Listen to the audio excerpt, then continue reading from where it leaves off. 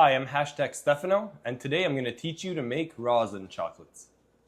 So now what we're going to be doing is the recipe. The first part of the recipe calls for the butter and the cocoa butter to be melted on low heat.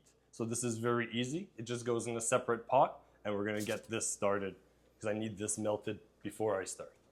What's happening right now is I'm waiting for my cocoa butter and non-salted butter to melt. I'm almost there. So at this point here, I'm gonna get my cream fired up. And it's really like a one pot. At the point where you get your cream to boiling point, we're gonna pull the cream off the heat. And then we're gonna slowly stir in all the ingredients on the recipe and build our chocolate rosin. Let's get this cream going.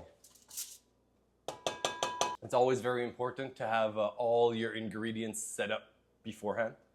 It's imperative to the success of the recipe to have everything out and already weighed. And see, we got the cream is just about ready to hit boiling point, and we're ready to go. So at this moment in time, first thing I'm going to do is I'm now going to mix in my soy lecithin. I need about 1.5 grams. About 1.5 grams of soy lecithin. We're going to mix this in hot. We want the soy lecithin to be emulsified into the cream properly.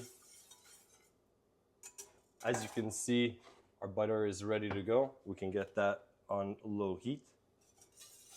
Let's give this a little swirl.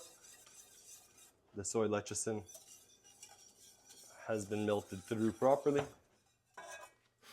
All right, next step on this, we're going to remove everything from the heat, and we're slowly going to add our chocolate chips and our rosin.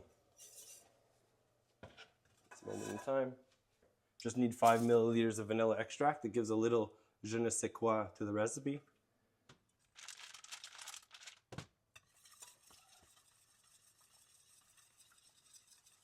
At this moment in time, it's just patience. It will come together. It looks like it's thin.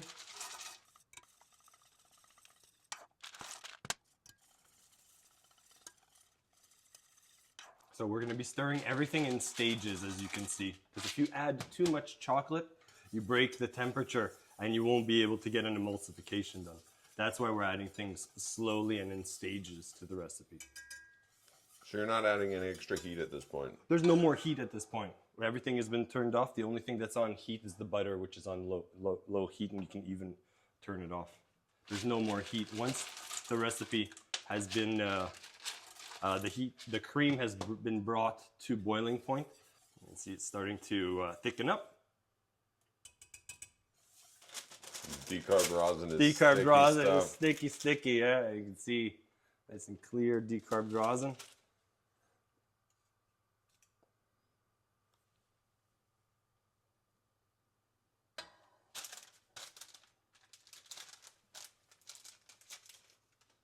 So in this case here, sometimes the decarb rosin can go in the freezer.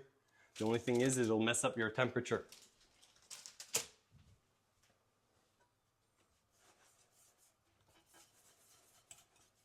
And that rosin melted in there. Orange liqueur can be used, let's say, if your rosin doesn't taste very good. In this case here, today, we're going to be omitting the orange liqueur. And then at this point in time, we're going to stir in the melted butter and cocoa butter in stages. So in stages means just small amounts at a time. So we're looking for a liquid, smooth chocolate.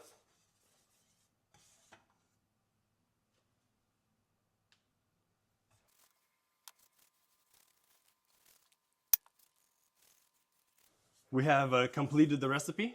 In this case here now, you can see the smoothness of the chocolate. Once the butter and the cocoa butter they've been emulsified together, you can see how nice and smooth it is. So now you have two options. It's warm. We're going to let this cool to room temperature, and then we're going to be putting it in our cells. I find that it's easier to work with it when it's a little warmer and let it cure to room temperature in the cells. So like that, you'll be able to have cleaner pieces.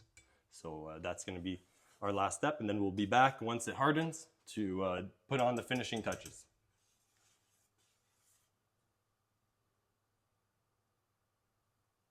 All right, so we're going to be flood and scraping into our 3.5 milliliter cells.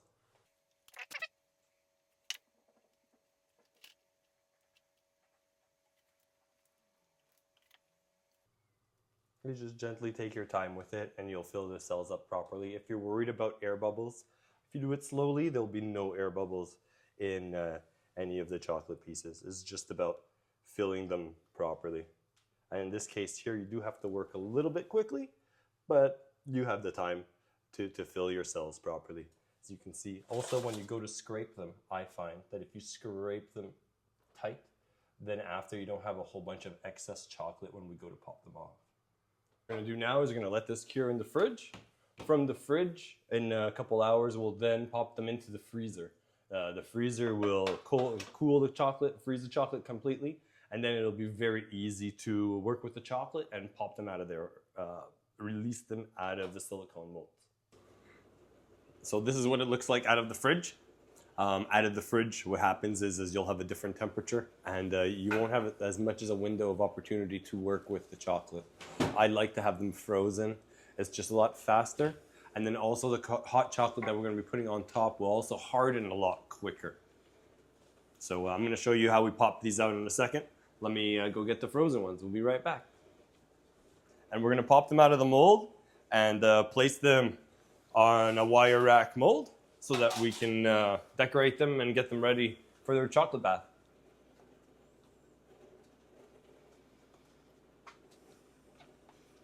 So what's going to happen is there's going to be some extra chocolate. You can either break them off when they're frozen, or it's bonus rosin chocolate. Because what's happening right now is this is how we control the amount of rosin that's in our chocolate. Afterwards, you can cover them with either a thin shell of chocolate or a thick shell of chocolate, however you like.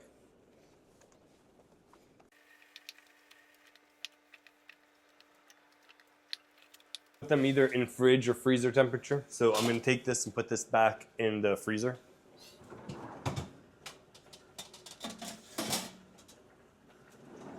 All right, so what I got going here is we're going to be melting some chocolate. So the chocolate that we're going to be melting is the chocolates that we have right over here. So this is your little double boiler setup? Exactly. So it's just a little piece of paper and a ceramic bowl. So like that, I'll be able to melt the chocolate efficiently without any scorching, slowly. And then we're going to make the chocolate shells.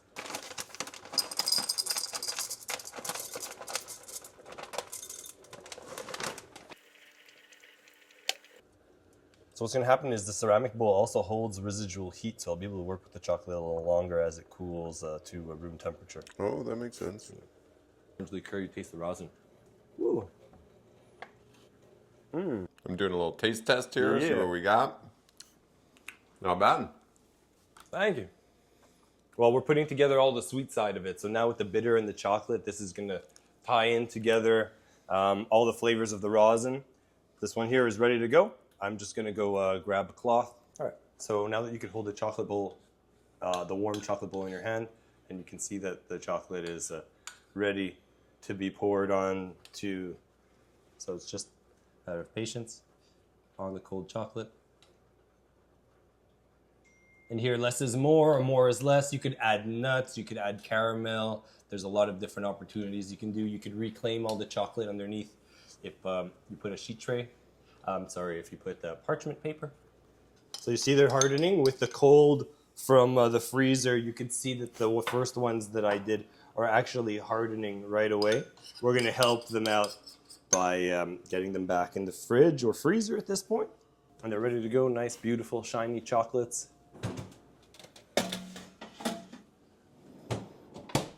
Back in the freezer they go. All right, white chocolate. This is just a drizzle to make them look prettier. Don't need very much. And this one here, you want to apply it when it's warm and thin. The thinner it is, the prettier the lines you'll make. If you use it when it's not thin, you'll make chunky lines on your chocolate. All right, so now with this chocolate, we have the fluidity that we're looking for. We pretty much just want to paint.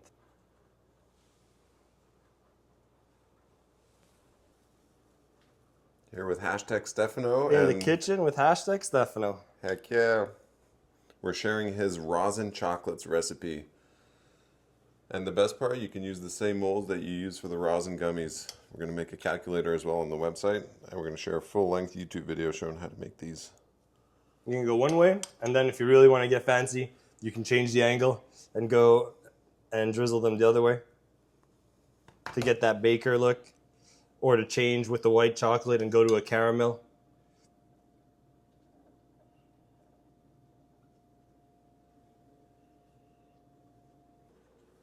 These look really good. Thank you. How many milligrams? They're 10 milligrams. Let's eat one. Fused. Oh yeah, with a crunch texture.